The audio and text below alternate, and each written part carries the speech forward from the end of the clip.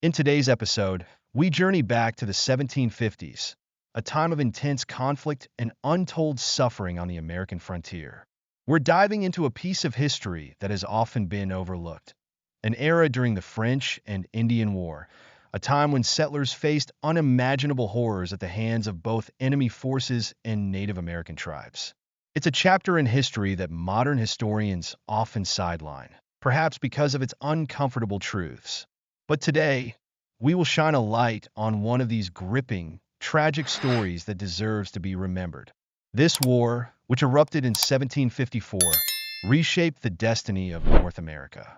While battles raged between European empires, it was the settlers in the American wilderness who bore the brunt of the conflict.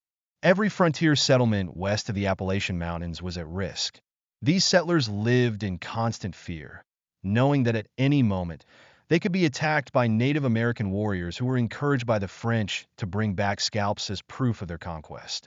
These alliances fueled unimaginable violence, and today, we're sharing the story of one man who lived through it all.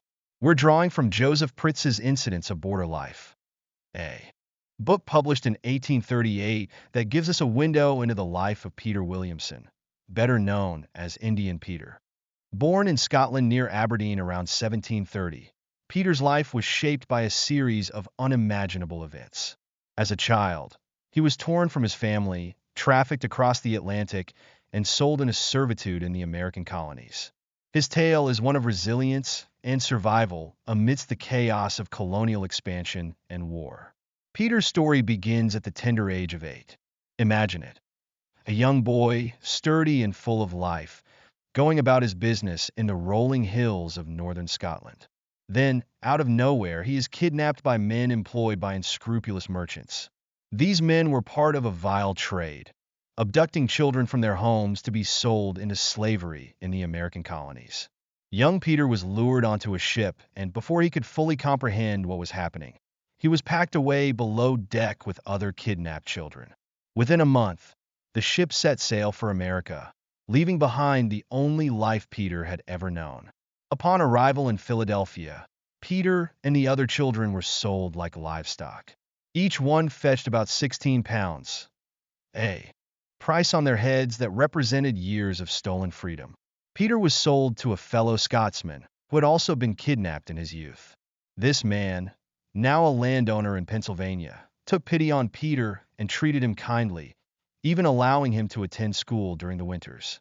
Over the next 5 years, Peter learned what he could, making the best of a difficult situation. His master's compassion gave him a semblance of stability in a world that had already shown him its cruelty. By the time Peter was 17, his master had passed away, leaving Peter a small inheritance of 200 pounds, along with a horse, a saddle, and all of his master's clothing. It wasn't much, but it was enough to give Peter a fresh start. For nearly 7 years, Peter worked odd jobs, saving his money and preparing for a new life. Eventually, he married the daughter of a wealthy planter and received a plot of land as a gift from his father-in-law. The land, located on the frontier of Pennsylvania, seemed like a dream come true. It was 200 acres of rich soil, 30 acres already cleared, with a sturdy house and barn. Peter was happy, building a life with his wife, and for a time, his fortunes seemed to be changing. But as is so often the case in history, peace and prosperity were fleeting. In 1754, the very year the French and Indian War began, Peter's life was shattered. The frontier, once a land of opportunity, became a battleground. Native American warriors, spurred on by the French, began launching brutal raids on settlements along the western borders of Pennsylvania and Virginia. Every day brought new horrors as families were massacred, homes burned, and entire communities wiped out in the blink of an eye. Peter's own nightmare began on October 2nd, 1754, a date he would never forget. His wife had left the house to visit relatives, and Peter, alone for the evening, waited up late for her return. As the hours ticked by, Peter became uneasy. Then, around 11 o'clock, his worst fears were realized. A blood-curdling war whoop pierced the night air. Peter's house was surrounded by a group of 12 Native American warriors, their faces painted for war. Panic surged through Peter as he grabbed his loaded gun and rushed to the window. He shouted a warning, threatening to shoot if they didn't leave. But Peter's defiance was in vain. One of the warriors, who spoke English, responded with a chilling threat. If Peter didn't surrender, they would burn him alive. Desperate and outnumbered, Peter made the agonizing decision to leave his house and trust in their word that they wouldn't kill him. As soon as Peter stepped outside, the warriors pounced on him, disarming him and binding him to a tree. Helpless, Peter watched as they ransacked his home, stealing everything of value before setting the house on fire. The flames consumed his entire life's work, his furniture, his supplies, his home. Then they set fire to his barn, killing his livestock and burning hundreds of bushels of wheat to ashes. The devastation was complete, and Peter could do nothing but watch. But the horror didn't end there. One of the warriors approached Peter with a tomahawk, threatening to kill him if he didn't comply with their demands. Peter, having no other choice, agreed to go with them. Untied from the tree, he was forced to carry a heavy load as they marched through the night. The darkness was filled with Peter's anguish, not only for his own fate, but for the uncertainty of what had become of his wife. Was she alive, or had she too fallen victim to the savage cruelty of the raiders? At daybreak, the warriors stopped and tied Peter to another tree, this time so tightly that the blood drained from his fingers. He watched in terror as they kindled a fire nearby. The sight filled Peter with dread. He believed they were preparing to burn him alive. His heart raced as they danced around him, shrieking and laughing, as if his torment was nothing more than a game. Then, without warning, they began taking burning coals and pressing them to Peter's skin. His face, his hands, his feet, all were seared with the fiery embers as the warriors threatened to burn him completely if he cried out. Peter's ordeal continued as he was dragged deeper into the wilderness, a prisoner of war in a conflict that had turned the American frontier into a living hell. His story, like so many others, is a testament to the brutality of the French and Indian War, a war that reshaped the fate of nations but left countless individuals, like Peter Williamson, forever scarred by the violence they endured. We dive into one of the lesser-told stories of the French and Indian War, which erupted in 1754 and reshaped the fate of early America. This brutal conflict between European powers left settlers on the frontier of Pennsylvania and Virginia vulnerable to repeated attacks. The settlers faced relentless dangers as Native American tribes, aligned with the French, were incentivized to bring back evidence of their victories, an unsettling aspect of a violent time. Our story today is based on the memoirs of Peter Williamson, known as Indian Peter, whose life was marked by hardship, survival, and an unwavering spirit. He was born near Aberdeen, Scotland, around 1730 and was abducted as a child by human traffickers. At just 8 years old, Peter was snatched from his homeland and forced into servitude in the American colonies. His childhood was stolen, yet his resilience remained. Upon arriving in Philadelphia, Peter was sold into indentured servitude, a common fate for many kidnapped children. Yet his story diverged from tragedy when he found a sympathetic master who treated him with kindness, allowing him to attend school in the winter months. Peter's education, limited but valuable, became a source of hope. He labored diligently, and upon his master's death, he inherited a small sum of money and a few possessions. By 17, Peter was free to chart his own path. He worked hard, saved money, and eventually married the daughter of a wealthy planter. With land granted by his father-in-law, Peter settled in Pennsylvania, where he hoped to build a peaceful life. His land was fertile, his home sturdy, and his hopes high. But the outbreak of the French and Indian War in 1754 shattered this peace. On October 2nd, 1754, Peter's life changed dramatically. His wife had left to visit relatives, and Peter was alone at home. As the night wore on, he became uneasy. Then, a piercing war cry shattered the silence, as a group of Native American warriors surrounded his home. Panicked, Peter tried to defend himself, but he was quickly overpowered.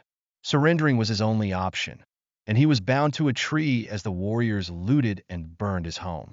With his home in flames, Peter was forced to march into the wilderness. As a captive, he faced relentless torment.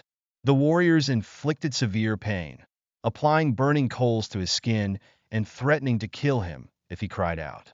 Peter later recalled that his tears only provoked more cruelty, as they taunted him by saying they would dry his face with more burning coals. The ordeal was a test of both body and spirit, but Peter drew strength from an unexpected place, his faith. He prayed silently for deliverance, enduring the pain with what he described as more than common patience. The following days were a harrowing blur of suffering. Peter witnessed unimaginable violence as the warriors attacked and plundered nearby homes. One such attack involved Jacob Snyder's family, where the entire household was killed and the home set ablaze. Peter's despair deepened when he was forced to help carry the loot. His fellow captive, a young man from Snyder's household, could not endure the ordeal. Overcome with exhaustion and grief, he collapsed. A warrior ended the young man's life with a swift blow from a tomahawk. Peter, traumatized by this sudden murder, managed to conceal his own terror. He feared that any sign of weakness could mean the same fate. The captors continued their raids, with Peter forced to witness scenes of cruelty he later struggled to recount. One encounter involved a family named Adams, where the mother and children were killed. In front of the helpless father, the survivors, Peter and the elderly Mr. Adams, were bound and tormented further. As winter approached, the captives were marched toward their captors' camp, deep in the wilderness. Peter's clothing was taken, and he was given only minimal rations. At their camp in Alamingo, the warriors celebrated their recent raids with songs and dances, boasting of their triumphs. Peter was forced to endure the bitter cold with only a blanket and basic moccasins. In this hellish captivity, Peter witnessed unspeakable acts. He saw captured settlers tortured in unimaginable ways, including one who was buried up to his neck and left to suffer near a fire. Peter's own survival was a matter of chance, as he found ways to feign submission and compliance. Despite being stripped of nearly everything, he kept his will to survive. Over the next 2 months, Peter's condition deteriorated due to cold, hunger, and continued torment. His captors eventually became concerned that snow tracks could reveal their hiding place, prompting them to move further into the wilderness. The journey was long and grueling, nearly 200 miles from any settlements. At this point, Peter's spirit was nearly broken, but his hope for escape remained alive. He knew that surviving meant staying alert and waiting for the right opportunity. Throughout his time in captivity, Peter's resilience never wavered. His story, though painful, became a testament to the indomitable human spirit. Peter Williamson's account provides a raw and vivid portrayal of life on the American frontier during a tumultuous era. His experiences reveal the complexities of a war that was not just fought between European armies, but also waged on the backs of ordinary settlers like him. This history, often sidelined or simplified, reminds us of the real human cost of colonial conflicts. The story of Peter Williamson is not just one of survival. It's a glimpse into the brutal realities of early American life. It serves as a reminder of the resilience that defined so many settlers of that era, as they faced trials that tested their strength, faith, and determination. Here's a more engaging and concise retelling of the next part of Peter Williamson's escape, rephrased to maintain sensitivity and historical accuracy. As Peter's captivity dragged on, any hope of escape seemed impossible. His captors kept him in the wilderness, far from any settlements, during the freezing winter months. With the harsh conditions stiffening his limbs and limited food rations consisting mainly of Indian corn, Peter had to rely on ingenuity to survive. He built a makeshift shelter, a small wigwam made from tree bark and covered with earth, which resembled a cave. To combat the biting cold, he maintained a fire at the entrance. Though the captors allowed him some freedom of movement, they knew escape was unlikely due to the remoteness and brutal winter weather. When spring finally arrived, the warriors began preparations for another raid against settlers. Peter was once again forced to join them as a pack mule, carrying their supplies while they withheld weapons from him. This time, they were joined by a large contingent of warriors, forming a force of nearly 150. The journey was grueling. They traveled for days through rugged terrain, living off limited supplies and abstaining from hunting to avoid alerting nearby settlers. By the time they reached the Blue Hills, 30 miles from the settlements, they were exhausted but determined to press on. The raiding party decided to split into smaller groups for the attack. Peter was left behind with 10 warriors, as his captors did not want to risk taking him too close to the settlements. This unexpected delay gave Peter a glimmer of hope. Though bound tightly during the day, Peter began contemplating escape. He was careful not to show any signs of rebellion, waiting for the right moment. On the third night, the warriors returned from a day of hunting. After an exhausting day, they ate supper and fell into a deep sleep. Sensing an opportunity, Peter tested the situation, making noises, moving around, even brushing against the warriors with his feet. Non-steered, deciding to make his move, Peter attempted to steal a gun from beneath their heads but failed. Realizing the futility, he resigned himself to flee without any weapons. Overwhelmed by fear, Peter advanced cautiously, halting every few steps to listen for signs of pursuit. When he was about 200 yards away, he quickened his pace, desperate to put as much distance between himself and the camp as possible. Suddenly, the forest echoed with loud cries. The warriors had discovered his absence. Peter's terror surged, propelling him to run faster. He stumbled through the dark woods, bruising and cutting himself on the rocks and underbrush, but continued despite the pain. By daybreak, exhausted and famished, Peter found refuge in a hollow tree. He offered silent thanks to God for his escape, but his respite was brief. Within hours, he heard the warriors' voices nearby, discussing what they would do to him if he were captured again. Peter remained motionless, praying that they wouldn't find him. Eventually, the warriors left, allowing Peter to rest in peace for the remainder of the day. As night fell, Peter resumed his journey, moving with heightened caution and avoiding main paths to reduce the risk of being seen. Each twig brushing against him felt like a potential threat, keeping him on edge. The third day was much the same, hiding by day, traveling by night, and constantly changing his course. He knew this made his journey longer, but he hoped it would also make it harder for his pursuers to track him. This phase of Peter's escape was defined by sheer survival instinct. The wilderness was unforgiving, but Peter's will to live drove him onward. His escape from captivity, though filled with terror and suffering, represented a flicker of hope in an otherwise bleak tale of frontier life. The journey was not over, but Peter's spirit remained unbroken as he pressed on toward safety. Let's return to Peter Williamson's desperate journey to freedom. On the fourth night of his escape, as Peter moved cautiously through the forest, disaster nearly struck. His movement caused a rustling among the leaves, which startled a group of Native American warriors he hadn't noticed nearby. They quickly jumped up, grabbed their weapons, and ran into the woods to investigate. Peter's heart raced. He was caught between moving forward and staying hidden, unsure of what to do next. Then, in an unexpected twist of fate, a group of wild swine wandered into the area, drawn by the commotion. The warriors, assuming the noise was caused by the swine, laughed off their alarm and returned to their campfire. The threat had passed, and Peter's relief was immense. Despite his bruised and exhausted state, he pushed on through the night, determined to reach safety. By dawn, Peter collapsed under a large fallen log, finally allowing himself to rest.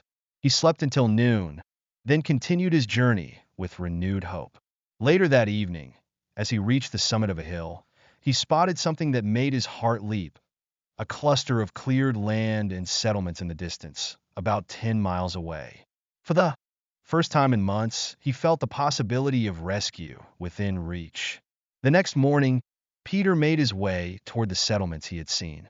After an arduous day of travel, he arrived at the home of John Bell, an old acquaintance. When Peter knocked on the door, he startled Mrs. Bell, who screamed and fled into the house upon seeing his ragged and frightening appearance. The family, thinking he was a Native American attacker, quickly armed themselves. However, Peter identified himself, and the family's fear turned to astonished joy. News had spread months earlier that Peter had been killed by the warriors, making his sudden return all the more miraculous. For the next 2 days, John Bell's family provided Peter with food, shelter, and much-needed care. Once his strength returned, Peter borrowed a horse and some clothing and set off for his father-in-law's home in Chester County, 140 miles away. After a long ride, he arrived on January 4th, 1755. His family, still convinced that he had been killed, was overwhelmed with joy and disbelief at his return. But Peter's joy was tempered by a tragic revelation. His beloved wife had passed away just 2 months prior. The news crushed him, dampening what should have been a triumphant homecoming. Still, Peter knew that he had survived against unimaginable odds and was grateful to be free from captivity. Following his return, Peter chose to continue the fight by enlisting in an army regiment during the ongoing French and Indian War. He was later captured by French forces and taken to Quebec, but was soon exchanged for other prisoners and sent back to England, landing in Plymouth in 1756. Peter eventually returned to Scotland, where he became known as Indian Peter. He published a book detailing his experiences of being kidnapped as a child, sold into servitude, and later held captive by Native American warriors. In an effort to sell his book, Peter would dress in Native American attire and roam the streets of Aberdeen, hoping to capture public attention. However, his account was met with skepticism from many, including those who likely didn't want his claims of child abduction in Aberdeen to gain traction. Despite the doubts cast on his story, Peter successfully sued Aberdeen magistrates and some of the merchants involved in his kidnapping, winning legal battles that acknowledged at least part of his tale. Yet even today, historians debate the authenticity of Peter's story. One historian famously labeled him as one of the greatest liars who ever lived, while others believe that elements of his tale contain a core of truth. What do you think? Was Peter Williamson a man of truth or a master storyteller? Let us know your thoughts in the comments below. This concludes today's episode on the remarkable yet controversial story of Indian Peter. Here at Unworthy History, we are dedicated to bringing forward stories from the past that mainstream history has often ignored. If you're passionate about preserving history that's been cast aside, consider supporting us on Patreon or becoming a YouTube member. Members gain access to exclusive content, including our latest video on the 1807 Jordan family massacre in Cambria County, Pennsylvania. Plus, you'll receive recognition at the end of each episode. If you enjoyed this episode, be sure to like, subscribe, and turn on notifications so you don't miss any future stories. Thanks for watching, and we'll see you next time.